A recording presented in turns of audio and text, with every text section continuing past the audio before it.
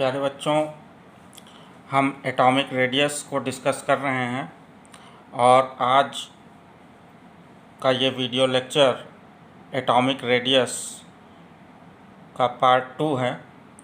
तो आज के लेक्चर को अगर अच्छे से समझना है तो पहले आप पार्ट 1 को देख लीजिए ताकि ये लेक्चर आपको अच्छे से समझ में आए। पिछले एटॉमिक रेडियस के लेक्चर में हमने डिफरेंट टाइप्स ऑफ रेडियस जैसे covalent radius, van der Waal radius, ionic radius, इन सब के बारे में अच्छे से डिस्कस किया है। अब हम एक जनरल डिस्कशन करते हैं कि एटॉमिक रेडियस का ट्रेंड या वेरिएशन पीरियोडिक टेबल में क्या होता है और कैसे होता है। तो अगर हम इसका ट्रेंड देखें, एटॉमिक रेडियस का ट्रेंड इन पीरियोडिक टेबल, तो अगर अलोंग ए पीरियड हम बात करें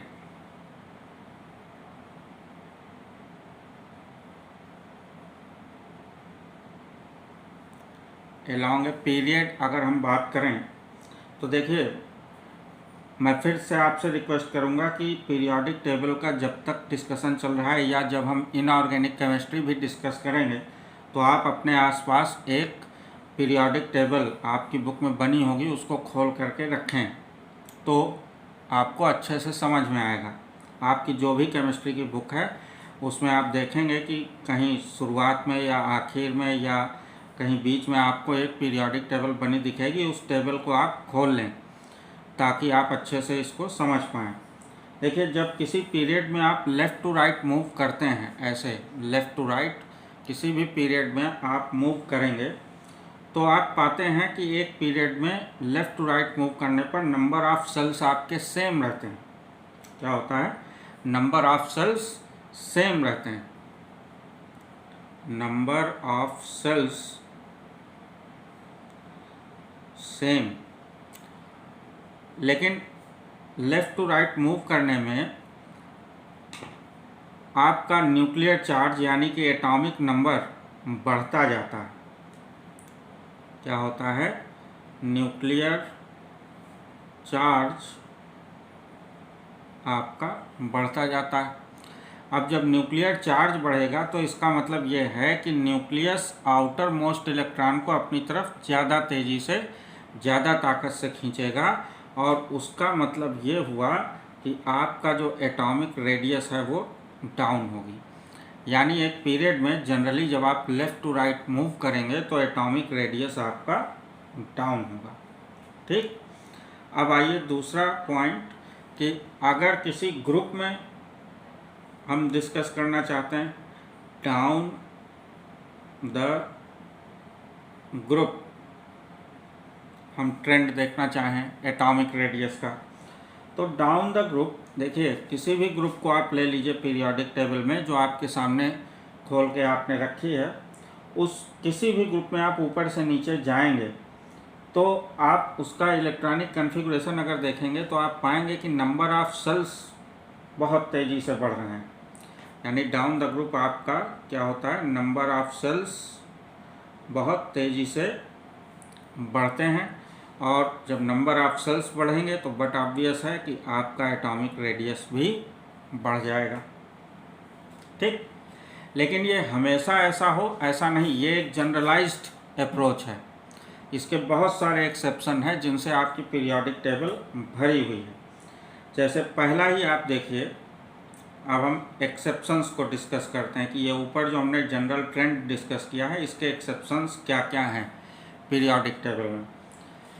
पहला ही एक्सेप्शन आपका हीलियम और हाइड्रोजन है। ये देखा गया कि हीलियम का एटॉमिक रेडियस ज़्यादा है बनिस्बत हाइड्रोजन के एटॉमिक रेडियस के। देखिए, हीलियम और हाइड्रोजन दोनों फर्स्ट पीरियड में हैं तो, और हाइड्रोजन फर्स्ट पीरियड का सबसे पहला एलिमेंट है और हीलियम लास्ट एलिमेंट है। तो हीलियम का साइज़ कम होना चाहिए लेकिन हीलियम का एटॉमिक रेडियस या एटॉमिक साइज़ ज़्यादा है। ऐसा क्यों हुआ? ऐसा इसलिए हुआ कि बस हीलियम आपका इनर्ट गैस है। क्या है? इनर्ट है, इनर्ट गैस है और ये ग्रुप 18 में है, ग्रुप 18 में है। यानी हीलियम कैसा रहता है? हमेशा न्यूट्रल मॉलिक्यूल के फॉर्म में। और न्यूट्रल मॉलिक्यूल के लिए आप क्या मेज़र करते हैं? पिछले लेक्चर में न्यूट्रल मॉलिक्यूल्स के बीच में हम मेज़र कर पाते हैं वान डेर वाल रेडियस, और वान डेर वाल रेडियस हमेशा कोवेलेंट रेडियस से ज़्यादा रहती है साइज में। Van der Waal radius is greater than covalent radius. ये पिछले वीडियो में मैंने आपको अच्छे से समझाया है। तो यही रीज़न है कि आपका हीलियम का साइज़ हाइड्रोजन से ज़्यादा होता है। और ये हर पीरियड में आप देखेंगे, चाहे फर्स्ट पीरियड में हो, चाहे सेकंड पीरियड में, चाहे थर्ड पीरियड में, चाहे फोर्थ पीरियड में, किसी भी पीरियड में आएंगे तो जो इनर्ट गैस लास्ट में ग्रुप 18 में आपको मिलेगी उसका साइज़ उस पीरियड में सबसे ज़्यादा होता है, क्योंकि सारी इनर्ट गैसेस न्यूट्रल मॉलिक्यूल के फॉर्म में रहेंगी और उनके लिए वान डेर वाल रेडियस होगी जो कि सबसे बड़ी रेडियस होती है। ठीक, जैसे आप सेकेंड पीरियड में आइए तो सेकेंड पीरियड में आपके कौन कौन से एलिमेंट हैं? Lithium, beryllium, boron, carbon, nitrogen, oxygen, fluorine और लास्ट में नियान। अगर जनरल ट्रेंड हम फॉलो करें एक पीरियड का तो नियान का साइज़ सबसे कम होना चाहिए, लेकिन ऐसा नहीं होता है। साइज़ का ट्रेंड इसमें ये हो जाता है, आपका नियान का साइज़ सबसे ज़्यादा हो जाएगा, यानी नियान इज़ ग्रेटर दैन लिथियम, फिर बेरिलियम, फिर बोरान, फिर कार्बन, फिर नाइट्रोजन, फिर ऑक्सीजन। ये ट्रेंड है। ठीक, आई बात समझ में? इसी तरह से पीरियड 3 में आप आर्गन का साइज काफ़ी ज़्यादा पाएंगे। क्लियर है? तो इस तरह से ये कुछ एक्सेप्शंस हैं जिनको आप डिस्कस कर सकते हैं। अगर हम डी ब्लॉक एलिमेंट्स में मूव करें, डी ब्लॉक एलिमेंट्स में जैसे हमारे पास 3D सीरीज़ है। अब ये 3D सीरीज़ क्या है? जब आप डी ब्लॉक एलिमेंट्स को नेक्स्ट ईयर पढ़ेंगे तो और अच्छे से समझेंगे। अभी मैंने आपको इसी पीरियोडिक टेबल का जो फर्स्ट वीडियो है, जो पहला वीडियो है, उसी में मैंने डिस्कस किया था कि किसी भी एलिमेंट का पीरियड, ग्रुप और ब्लॉक कैसे डिसाइड करते हैं। तो 3D सीरीज़ के एलिमेंट्स डी ब्लॉक एलिमेंट हैं, क्योंकि उनमें जो आपका डिफ्रेंशिएटिंग इलेक्ट्रॉन है, जो लास्ट इलेक्ट्रॉन है, वो 3D सब सेल में एंटर करता है। तो 3D सेल में आपका 3D सीरीज़ में आपके कौन कौन से एलिमेंट हैं? वो ये हैं: स्कैंडियम, एटनियम, वैनेडियम, फिर उसके बाद क्रोमियम, फिर मैग्नीज, फिर आयरन, फिर कोबाल्ट, उसके बाद निकेल, फिर कॉपर और फिर जिंक। ठीक, अब अगर इनका इलेक्ट्रॉनिक कन्फिग्रेशन आप बनाएं एटॉमिक नंबर के हिसाब से, इन सब का कन्फिग्रेशन बनाएं और लास्ट का डी का कन्फिग्रेशन आप ध्यान से देखें तो वो आ जाता है 3D1, इसका 3D2, वैनेडियम में 3D3, क्रोमियम में 3D5 और मैग्नीज में भी 3D5, आयरन में 3D6 और कोबाल्ट में 3D7, फिर निकिल, कॉपर और जिंक में 3D8, कॉपर में 3D10 और जिंक में भी 3D10। ठीक, तो अब इनके साइज़ का अंदाज़ा हम कैसे लगाएं? इनके साइज़ में बहुत डिसऑर्डर है। कायदे से तो होना ये चाहिए कि अलॉन्ग ए पीरियड जब हम इस तरफ से इस तरफ जाएं, क्योंकि ये एक ही पीरियड में है ये सारे एलिमेंट, तो इस तरफ अगर मूव करें तो साइज़ में कमी आनी चाहिए, लेकिन ऐसा नहीं हुआ। ऐसा नहीं हुआ। होता क्या है, ये जो इतना सेट ऑफ एलिमेंट है यहाँ से यहाँ तक, इसमें आपका एटॉमिक नंबर यानी कि न्यूक्लियर चार्ज बढ़ता है और एटॉमिक रेडियस घटती है। यहाँ से यहाँ का जो सेट है इस 3D सीरीज़ में, ये क्रोमियम से कोबाल्ट तक का, इसमें आपका एटॉमिक नंबर तो बढ़ रहा है लेकिन आपका एटॉमिक रेडियस कांस्टेंट हो रही है।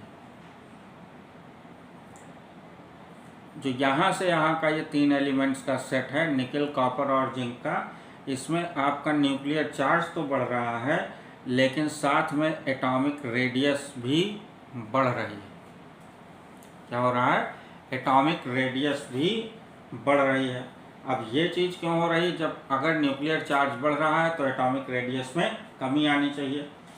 उसका कारण क्या है? उसका कारण इसके कॉन्फ़िगरेशन में ही छिपा हुआ है। ज़रा ध्यान से आप देखिए, इसमें 3D1, इसमें 3D2, इसमें 3D3। तो ज़रा लास्ट वाले का अगर हम ऑर्बिटल पिक्चर बनाए 3D का, तो D में 5 ऑर्बिटल, 1 2 3 4 और 5, 3 इलेक्ट्रॉन हुंड रूल के हिसाब से भरेंगे तो 1 2 और 3। ठीक। अब इसी तरह जरा हम इसका लास्ट का बनाएं कोबाल्ट का, तो वो क्या बनेगा? 3D7। तो 1 2 3 4 और 5, 3D7 कैसे भरेंगे? हुंड रूल से 1 2 3 4 5 6 और 7। ये इसका कॉन्फ़िगरेशन बनाया और ये इसका बनाया है। ठीक। अब इसी तरह से अगर यहाँ 3D10 का बनाएं इसका, तो 5 ऑर्बिटल, 1 2 3 4 और 5, तो 1 2 3 4 5 6 7 8 9 और 10। तो ये इस तरह का ऑर्बिटल पिक्चर आ रहा है। अब इस ऑर्बिटल पिक्चर में ज़रा ध्यान से देखिए, एक ऑर्बिटल में एक इलेक्ट्रॉन है और कई ऑर्बिटल खाली भी हैं। यानी इलेक्ट्रॉन और एक ही ऑर्बिटल में एक ही इलेक्ट्रॉन है तो इलेक्ट्रॉन और इलेक्ट्रॉन के बीच रिपल्सन बिल्कुल नहीं होगा। तो हम यहाँ पर लिख सकते हैं नो इलेक्ट्रॉन इलेक्ट्रॉन रिपल्सन। वहीं अगर इस केस में देखें तो यहाँ पर देखिए एक ऑर्बिटल में 2-2 इलेक्ट्रॉन आने शुरू हो गए, यानी यहाँ पर इलेक्ट्रॉन इलेक्ट्रॉन रिपल्सन शुरू हुआ है लेकिन कम है। वहीं अगर इस केस में देखें तो सारे ऑर्बिटल्स में इलेक्ट्रॉन पेयर्ड हो गए, यानी यहाँ इलेक्ट्रॉन इलेक्ट्रॉन रिपल्सन हाई है। इलेक्ट्रॉन इलेक्ट्रॉन रिपल्सन हाई, और यहाँ इलेक्ट्रॉन इलेक्ट्रॉन रिपल्सन है लेकिन लो है, कम है। तो जब इलेक्ट्रॉन इलेक्ट्रॉन के बीच रिपल्सन हाई होगा तो क्या होगा? इलेक्ट्रॉन दूर भागेगा एक दूसरे से, यानी साइज आपका बढ़ जाएगा, यानी रेडियस बढ़ जाएगी। इसी वजह से यहाँ इस सेट में चूंकि इलेक्ट्रॉन इलेक्ट्रॉन का रिपल्सन ज़्यादा है तो एटॉमिक रेडियस बढ़ जाती है। इस सेट में इलेक्ट्रॉन इलेक्ट्रॉन का रिपल्सन लो है, इस वजह से आपकी एटॉमिक रेडियस लगभग कांस्टेंट रहती है इन चार में। और यहाँ पर इलेक्ट्रॉन इलेक्ट्रॉन रिपल्सन बिल्कुल नहीं है, सिर्फ न्यूक्लियर चार्ज काम कर रहा है, इस वजह से एटॉमिक रेडियस में कमी आ जाती है। तो इसको याद कैसे करेंगे इस पूरी 3D सीरीज़ को, उसका भी एक शॉर्ट ट्रिक है।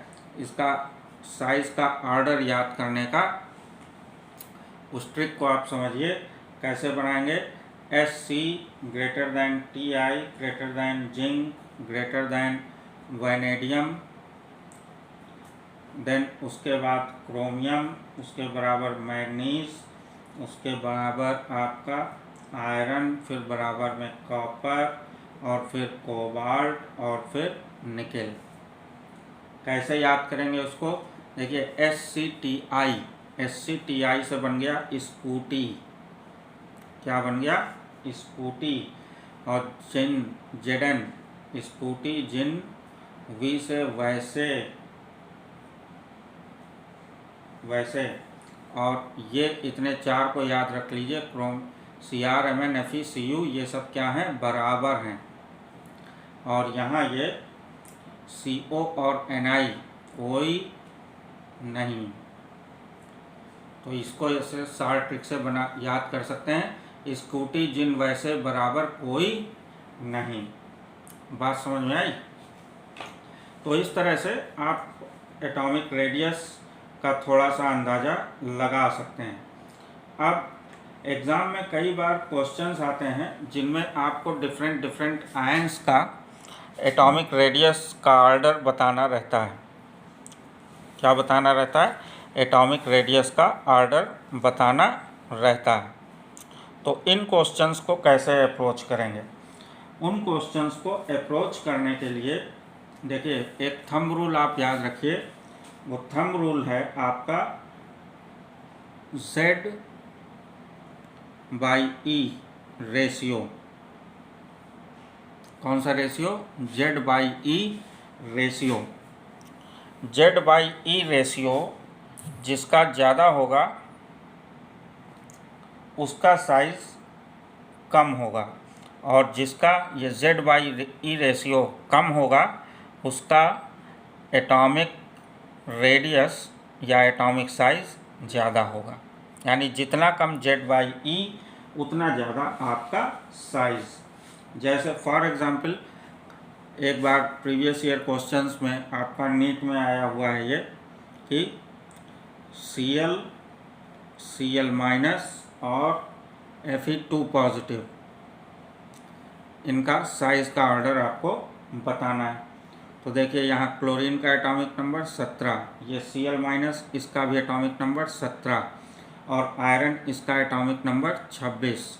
ठीक, अब इस क्लोरीन का चूँकि न्यूट्रल मॉलिक्यूल है तो इलेक्ट्रॉन टोटल कितने होंगे? 17। तो हम Z बाई ई करने जा रहे हैं। Cl माइनस में इलेक्ट्रॉन कितने हो जाएंगे? 18।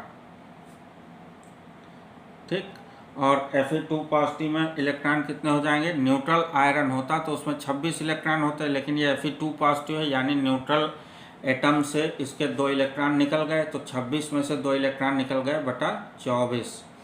तो ये आ जाएगा आपका 1.08, ये 17/18, ये आप सॉल्व करोगे तो 0.94 समथिंग आएगा, और ये 1 के बराबर आ जाएगा। तो अब यही फंडा यहाँ लगा देना कि Z बाई ई रेशियो जिसका कम उसका साइज़ ज़्यादा।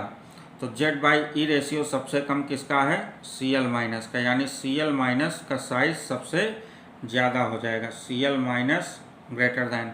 अब Cl माइनस के बाद किसका है? इसका, क्लोरीन का। उसके बाद किसका है? Fe2 पॉजिटिव का। तो देखिए, आपने नीट में आए हुए क्वेश्चन को चुटकियों में सॉल्व कर दिया है। ठीक, इसी तरह से एक बार और ये क्वेश्चन आया है आपका कि S2 माइनस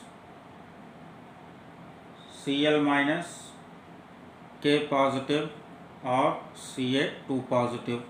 तो जैसे हमने इस क्वेश्चन को किया है, बिल्कुल इसी तरह से Z बाई ई के फंडे को लगा के हम इस क्वेश्चन को भी सॉल्व कर सकते हैं। यही क्वेश्चन आपका होमवर्क है, इसको आप घर से करके और कमेंट पर अपना आंसर बताइए। ठीक, अब तो इस तरह से आप लोग एटॉमिक रेडियस के कॉन्सेप्ट को अच्छे तरह से समझ पाए होंगे, और अच्छे से आप अपने जो भी आपके पास बुक है उससे इसके क्वेश्चंस की प्रैक्टिस कीजिए, हैं, खूब मन लगा के पढ़िए, दम लगा के पढ़िए। और इसी तरह से अब अगला जो वीडियो आएगा वो नेक्स्ट पीरियोडिक प्रॉपर्टी आपका है आयोनाइजेशन पोटेंशियल या आयोनाइजेशन एनर्जी, उस पर रहेगा। तब तक खूब मेहनत कीजिए। Thank you very much.